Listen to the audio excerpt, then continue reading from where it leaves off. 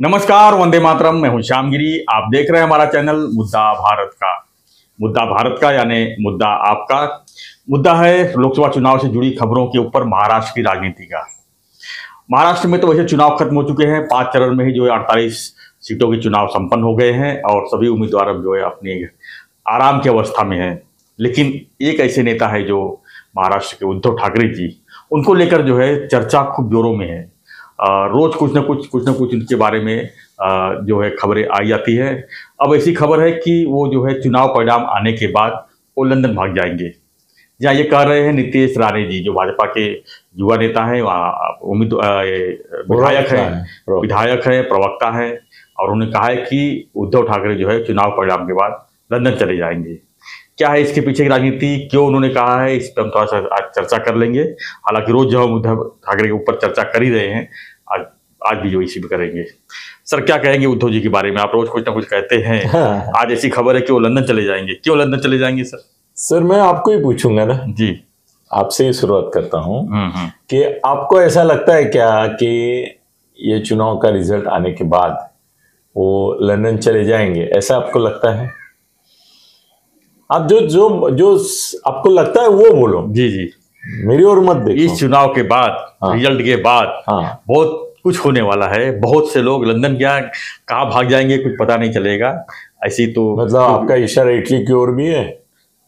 इशारा बहुत जगह है सर। हाँ, बताओ ना कि अरे वो बताने में ये रहेगा ना। बताओ कौन किधर भाग जाएगा? अभी कैसा है कि सबके भविष्य में दांव पे लगे, क्योंकि 2022 में जब सत्तांतर हुआ, 19 में तो जो हुआ सो हुआ, 2022 में ज़्यादा जो कुछ हुआ, उसके बाद फिर अजीत दादा भी टूटे वहाँ से, यानी महाविकास आघाड़ी का जो बिगाड़ी हुआ, उसके बाद का ये आम चुनाव जो है पहला चुनाव है। इसमें जो है कौन कितने पानी में है, कौन किसके साथ में है, क्योंकि सब बोलते हैं कि नेता हमारे साथ में है, इतने विधायक हमारे साथ में, इतने सांसद हमारे साथ में है, उनके पास कुछ भी नहीं है, उनके पास कुछ भी नहीं है। लेकिन कौन किसके साथ में, कौन वोटर किसके साथ में है, पब्लिक किसके साथ में, ये फिल्टर जो है होने वाला है लोकसभा चुनाव में। हालांकि ये मोदी जी के फेस के ऊपर चुनाव था, ये प्रधानमंत्री चुनने के लिए चुनाव था, लेकिन महाराष्ट्र में ऐसा कुछ दिख नहीं रहा था। महाराष्ट्र में ये दिख रहा था कि कौन किसके साथ में है। एनडीए की तरफ काफी लोग थे, महाविकास आघाड़ी में मतलब इतना ये नहीं था, लेकिन जो सहानुभूति जो बोल रहे हैं कि सहानुभूति किसके साथ है, सहानुभूति चीज क्या होती है, वो भी इस चुनाव पे मालूम पड़ेगा। अब रही बात उद्धव जी के लंदन भागने की, तो सर क्या ये पहली बार जा रहे हैं? वो तो चुनाव के बाद तो वैसे भी जाएंगे, बोलेंगे मैं तो घूमने गया था, मैं थक गया था, पूरा बोल के थक गया था, इसलिए मैं लंदन जाके आ रहा हूँ। तो लेकिन उद्धव जी लंदन जाएंगे तो इसके ऊपर तो खबरें बनती है। नहीं, लंदन जाना और लंदन भाग जाना, इसमें बहुत अंतर है। नीतीश राणे ने ये नहीं कहा है कि वो लंदन जाएंगे। उन्होंने बोला है कि ये भाग जाएंगे। तो ये भाग शब्द जो है, भाग मतलब परमानेंट चले जाएंगे। हाँ, मतलब भाग ही जाएंगे।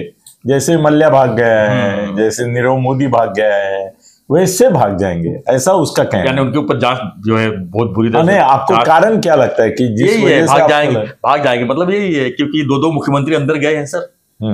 दो मुख्यमंत्री, सोरेन गया है, केजरीवाल गए, और केजरीवाल अभी हालांकि जमानत पे फिर से जाएंगे वो, नो डाउट। लेकिन जब मौजूदा मुख्यमंत्री जा सकते हैं तो पूर्व मुख्यमंत्री क्यों नहीं जा सकते हैं? क्योंकि जांच पड़ताल तो होगी। ऐसा नहीं है कि चुनाव के बाद ईडी जो है घर बैठ जाएगी। ईडी तो और जोर शोर में काम करेगी। अगर तीसरी बार प्रधानमंत्री बनते हैं मोदी जी, तो ये तो और लड़ाई और जोर से चल रही है। देखेंगे चुनाव में कौन कौन क्या बोला है मेरे को, पहले उसका फिल्ट्रेशन होगा। उद्धव जी ने बहुत कुछ बोला है, संजय राउत ने बहुत कुछ बोला है, तो उसी हिसाब से नीतीश राणे ने बोला है कि उद्धव जी जो है भाग जाएंगे लंदन, की जांच पड़ताल से थोड़ा सा राहत मिले या कुछ और प्रॉब्लम ना हो। कौन से संगीन मामले आपको दिखाई देते हैं कि जिसमें उद्धव फंस सकते हैं? ऐसा कौन सा मामला लगा? सर, बीएमसी की जांच पड़ताल चालू है, कोरोना काल में किए गए भ्रष्टाचार की जांच पड़ताल चालू है। कहीं ना कहीं लिंक तो मिलेगा ही सर। आपको नहीं लगता अगर जांच पड़ताल करना चाहे तो जो हमेशा क्या होता है, किसी बोगस नाम से जो है वो पैसे का हेर फेर होता है, लेकिन वो बोगस पैसे कहाँ कहाँ जाते हैं तो सबको पता ही रहता है। अगर जांच पड़ताल ठीक से की जाए तो क्या उस तार वहां तक नहीं पहुंचेगा जहां तक पहुंचना चाहिए। तो आपको लगता है कि फिर अरेस्ट के डर से हो सकता है? बिल्कुल हो सकता है। हाँ। इसमें एक ही टेक्निकल पहलू है कि जब किसी को अरेस्ट करना है और वो भागने की संभावना है, तो red corner notice internationally issue हो जाता है कि एयरपोर्ट से कोई जा नहीं सके, एयरपोर्ट से न जा सके। तो ये अगर भागने की सोच रहे हैं और उनके खिलाफ जाल बुनता जा रहा है, तो पहली चीज ईडी, इनकम टैक्स, जो भी उनके पे सीबीआई जो भी लगेंगे, वो ये चीज करेंगे कि ये भागने की संभावना है तो रेड कॉर्नर नोटिस इशू करेंगे ना। नोटिस जब तक एफआईआर नहीं दर्ज हो जाता है, एफआईआर दर्ज करके ही करेंगे। हाँ, एफआईआर तो दर्ज करेंगे, उसके बाद करेंगे। लेकिन उसके पहले अगर चले गए तो तब, हाँ, मतलब 4 तारीख को रात तक रिजल्ट सुनने का और 5 तारीख के सुबह भाग जाने का, कि इनको चांस ही नहीं देने का एफआईआर वगैरह करने का। मगर सर मुझे नहीं लगता है, क्योंकि 2 चीज़ें हैं। बड़ी गंभीरता से ये मामला मैं ले रहा हूँ। पहली चीज़ है कि नीतीश राणे जो हैं वो बेसिकली ज़्यादा विश्वसनीय नहीं है। वो एक दूसरे पर ऐसे बोलते रहते हैं, ऐसा लगता है। हाँ, नहीं, जितना बेजवाबदार इररिस्पॉन्सिबल संजय राउत है और कुछ भी बोल देता है, वैसे ही जिसका कोई आगा पीछा नहीं है, जिसका शेंडा बुड़खा नहीं है, जिसका कोई सिर पैर नहीं है, हाँ, और ये भी नहीं है, पुरावा भी नहीं है, वो बोल देता है जी। तो बेसिकली ऐसा है कि जितनी विश्वसनीयता संजय राउत की है, मतलब नहीं है, उतनी ही विश्वसनीयता नीतीश राणे की है, मतलब नहीं है। सर कैसे है कि नीतीश राणे की नियुक्ति जो की गई वो इसलिए की गई कि संजय राउत ने एक रानडुक्कर जैसा रहता है वैसा उसका अवतार लिया, तो उसको टक्कर देने के लिए, मैं अभी इसको रानडुक्कर नहीं बोलूंगा कि रानडुक्कर के पीछे हाथी बोलूंगा, चलो अपना मित्र भी है वो जी, तो हाथी बोलता हूँ। तो रानडुक्कर को टक्कर देने के लिए उन्होंने एक हाथी ढूंढा, उसका नाम है नीतीश राणे। और मुझे जो खबर है और बहुत ऑथेंटिक है, हॉर्सेस माउथ है, वो है कि आरएसएस ने फडणवीस को सजेस्ट किया कि बहुत बकवास करता है संजय राउत, तो उसको रोकने के लिए उसके लेवल का कोई आदमी चाहिए। इनके पास सर प्रवक्ताओं की फौज है, बीजेपी के पास 15-20 प्रवक्ता हैं, तो उनमें से कोई बोलता नहीं है। संजय के बात में तो बोलता ही नहीं है, वो जवाब ही देना नहीं चाहता, जो जवाब दिया समझ लो टीवी पर भी आती नहीं जाती नहीं है, खाली संजय बोलता है। मेरे ख्याल से जवाब नहीं दे तो शायद चुप बैठ जाए, कितना भूखेगा। नहीं, भूखेगा, संजय भूखता रहेगा और मीडिया में ऐसा इंप्रेशन आएगा कि इसको कोई जवाब ही नहीं दे रहा है, सब चुपचाप नहीं देना चाहिए मेरे ख्याल से। नहीं, सब चुपचाप है, मतलब मान रहे हैं, ऐसा हो जाता है सर। अपने यहाँ उत्तर जवाब देके सर और मामला बढ़ाते हैं, मेरे को लगता है। ये तो ये क्या है ना, ये हाथी और रानडुक्कर इनकी लड़ाई है बीच में असल में। इसमें आज तक जब भी 9 बजे संजय बोलता है, 11 बजे ही बोलता है, वो जो बोला है वो कैसे झूठ है ये बताता है, या वो अगर गलत शब्दों का इस्तेमाल करता है तो ये भी गलत इस्तेमाल करता है, वो गाली देता है ये भी गाली देता है, वो धमकी देता है ये भी धमकी देता है। तो इनका टारगेट है पहले से उद्धव, क्योंकि नारायण राणे साहब को बाहर निकलना जो पड़ा वो उद्धव की वजह से, तो उनका खुन्नस है उसके ऊपर। और दूसरी बात है कि राणे साहब को ये जब मुख्यमंत्री था तब अरेस्ट किया था, उनका खाने का थाली छीन लिया था वगैरह, तो वो भी रिवेंज इनके मन में है। तो अभी क्या है ना कि लंदन ये भाग जाएगा, ये संभावना 2 चीज़ों के लिए मुझे नहीं लगती। उसमें से एक कारण जो है ये है कि उसकी सर 5-50 हजार करोड़ की संपत्ति है भारत में।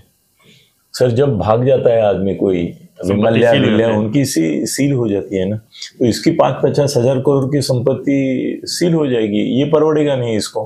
तो ठीक है ना, इसको समझो अरेस्ट किया, सर अरेस्ट मतलब क्या, शिक्षा नहीं है, जन्मठेप नहीं है कि 20 साल अंदर रहेगा, ऐसा नहीं ना, आएगा 1 साल में आएगा 2। सर कनिमोली वगैरह वो जो गए थे अंदर, चिदम्बरम का बेटा भी गया था, सब गए थे, कलमाड़ी गया था, ये राजा, हाँ राजा अभी भी जा रहे हैं बहुत सारे।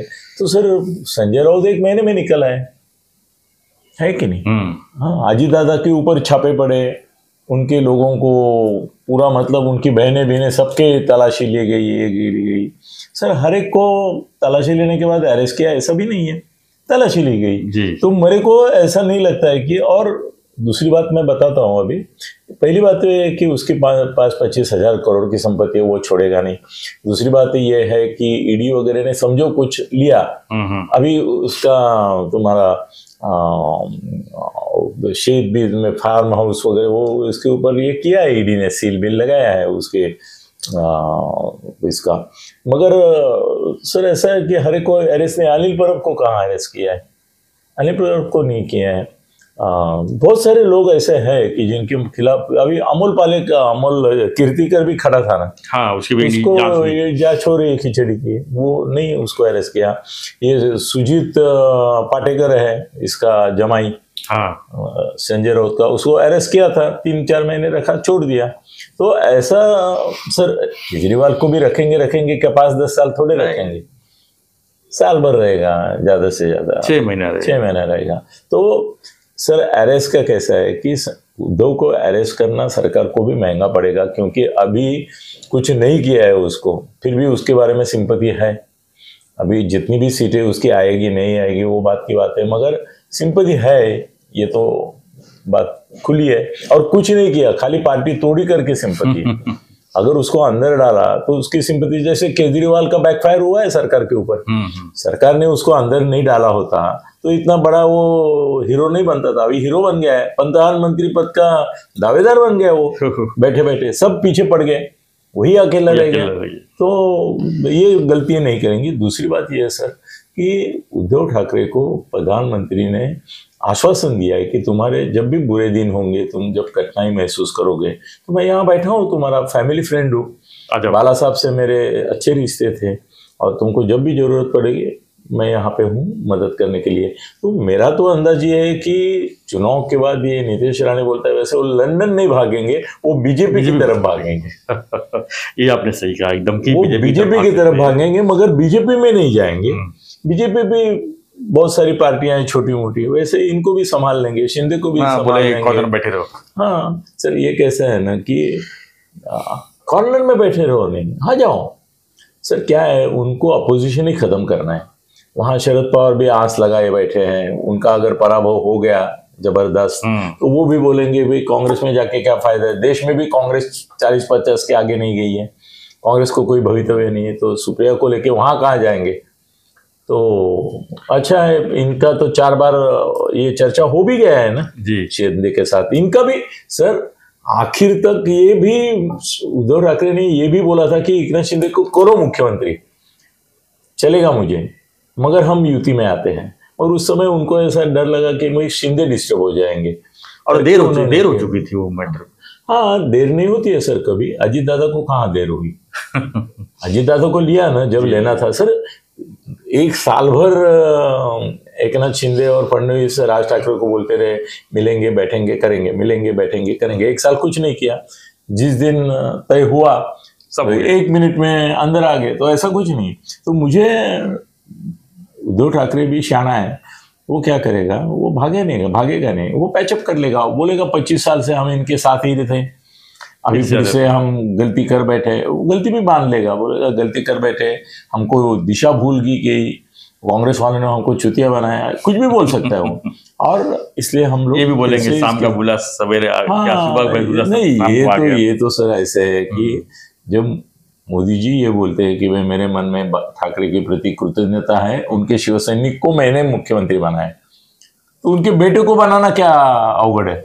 मुख्यमंत्री नहीं बनाएंगे, ये भी बोलेंगे आदित्य को मंत्रिमंडल में ले लो, मेरे 4-5 लोग ले लो। एक ऐसा मंत्रिमंडल बन सकता है शायद कि जिसमें शरद पवार के लोग भी होंगे, अजीत दादा के भी होंगे, शिंदे के भी होंगे, ठाकरे के भी होंगे, भाजपा के भी होंगे, मनसे के भी होंगे, सब हो गया। अपोजिशन एक कांग्रेस छोड़ने, कांग्रेस रहेगी ना, कांग्रेस रहेगी, टूटी फूटी तो रहेगी ना।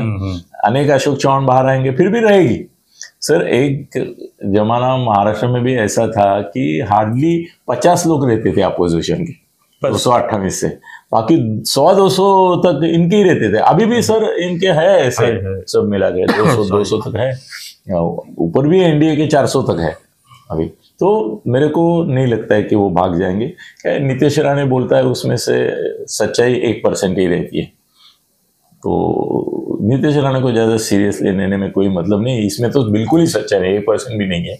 वो भाग नहीं जाएंगे, वो यहीं बैठेंगे, यहीं कालाकांडी करेंगे, मोदी के पांव छुएंगे, ये करेंगे, कुछ भी करेंगे। नहीं, डिपेंड करता है कितने सीट निकाल पाते हैं लोकसभा का। सर वो नहीं डिपेंड। अभी कैसे है ना, 40 सीटें अगर महायुति को मिली तो 8 सीटें बच गई। वो 8 सीटों का भी हमने बंटवारा कर दिया है कि कांग्रेस को 3 मिलेगी, फिर रहेगी 5, राष्ट्रवादी को 2 मिलेगी, हो गई 7। हाँ, और कितनी बची? 3 वो मिलेगी इनको। 3 सीट क्या सीट है क्या? ये जीना भी कोई जीना है लल्लू। तो लल्लू का ही रोल निभाएंगे। हाँ, तो ये लल्लू जो है अपना जाएगा उधर, पल्लू पकड़ेगा। नहीं भागेगा नहीं, वो लंदन में नहीं भागेगा, वो फोटोग्राफी के लिए दुनिया भर घूमता रहता है, मगर इसके लिए भागेगा नहीं, पॉलिटिकल इसके लिए नहीं भागेगा, वो यहीं बैठ के नया रंग लाएगा। एनीवे 4 तारीख का इंतजार हम भी करेंगे कि 4 तारीख क्या होता है। उसके बाद फिर बहुत सारी चीजें बाहर आएंगी, बहुत सारी चीजें होंगी, तो इसके ऊपर लगातार उद्धव के ऊपर अभी तक डायरेक्ट कार्रवाई नहीं की है ना सर जी। उद्धव को कहाँ पकड़ा है या उसके उनके लोगों को तो सब लगातार तो नहीं, वो क्या कहते हैं, उसको दहशत में रखे हैं जी। अजित दादा को कहाँ पकड़ा, उल्टा तो उसको क्लीन चिट मिल गई, उसको और वही साहब को।